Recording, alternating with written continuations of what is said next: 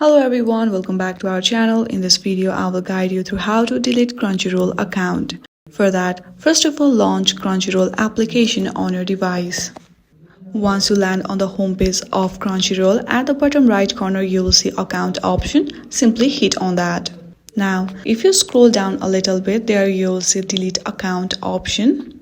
Tap on it. Now, you have to understand that once you hit on the delete account option available there, all of your data will be deleted permanently. If you want to still continue, then agree to the terms and condition and hit on continue to account deletion option available there. Then a warning will be seen that says that you must cancel your subscription before deleting your account. For that, simply hit on continue button.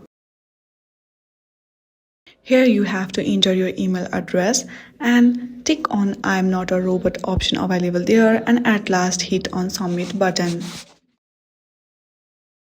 Now, one confirmation mail has been sent to your email address. Go to Google Mail and hit on confirm mail option.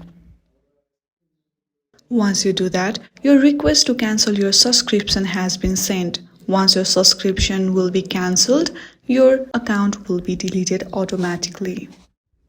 I hope this video was helpful. If you like this video, then please do not forget to like and subscribe to our channel. Thank you for watching.